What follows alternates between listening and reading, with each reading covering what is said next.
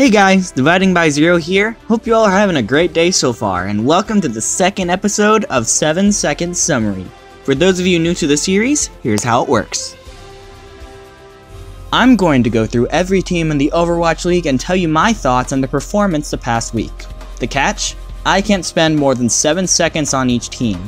On the screen, I'll show the logo of the team I'm talking about, the results of their past matches, and my comment, as well as a score from 0 to 10. Please keep in mind that when scoring teams, I only take into account what happened in the last week, meaning if a team is usually really good but underperformed last week, the score will only reflect the underperformance. Once I've gone through all the teams, I'll go more in depth about the 2 highest and 2 lowest teams on the list. Alright, that's all the explanation. Let's do this. Dream cows per who? Are you guys actually throwing? You've hung tough with good teams, but let's get some wins. You win every map. That Jake plays well. You've practiced Oasis, right? Quietly back in a playoff spot. Why can't I be right for once? Any week where you lose is a disappointment. Sorry. Map 5, Kings. You're learning that talent alone won't take you to the top. You keep playing with fire and I don't think it's paying off. Steady improvements. You'll find a win pretty soon. Defeat. Welp. Now we have to come to terms with the fact that London is fairly likely to miss the playoffs this stage. It's not like it hasn't been close, all 3 of their losses went to Game 5, but therein lies the problem. All the London fans probably got a chill down their spine when Oasis was announced to be the tiebreaker map for Stage 3. I'm not sure what it is about this map, but London just cannot figure out how to win on it. So here's my question for the Spitfire. How much have you actually practiced Oasis? Maybe you didn't anticipate going to tiebreaker so often, but I hope you're practicing now because tough games against Boston and the Valiant await, and one more loss will for sure doom you. Victory. Well, I sure look like an idiot now, don't I? Ever since I made my Congrats Valiant video, they put together a 12-map winning streak and are at the top of the standings through week 2. Not only did Custa and Space continue to mesh with the team really well, this week saw the introduction of Bunny to the lineup, and not only are Sleepy and Unko going to have nightmares about him for the next month, but soon has been freed up a bit to flex a bit on the Widowmaker, the McCree, the Sombra, even a Reaper, and they've all looked at least decent. Now, Devil's Advocate here, I still don't think their schedule has been too difficult so far. Next week's games against the Gladiators and the Spitfire will be telling, but I have been impressed so far. Defeat. I really wanted to go as long as I could without talking about the fuel, but I just can't anymore.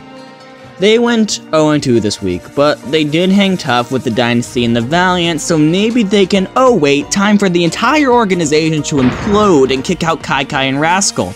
I almost expect it now.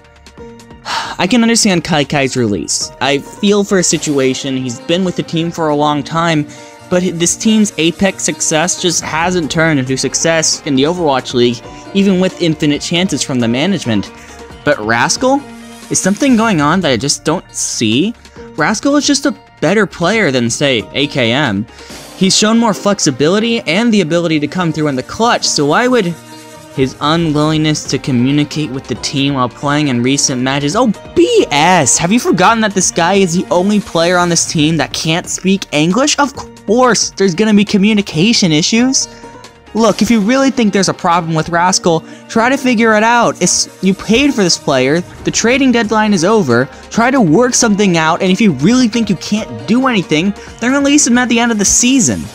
He's way too talented to sit on the sidelines until Season 2. Also, he's a DPS player, like how much communication do you actually need from this guy?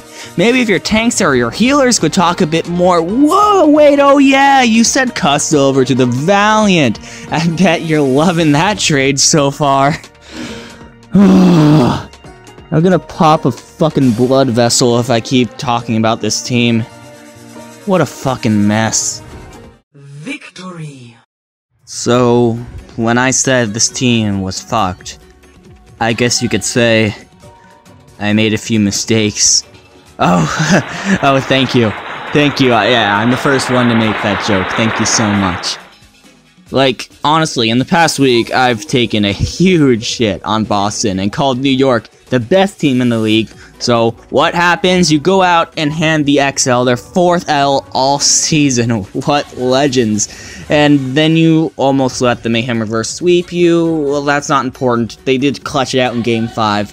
Just like with the Valiant, tough games against Seoul and London will really show us if this team is for real or if last week was just a honeymoon period. But with all the drama surrounding this team going into the last matches, the moral victory this team earned makes them the clear winners of the week. Thanks for watching, guys. Don't get shattered. Peace!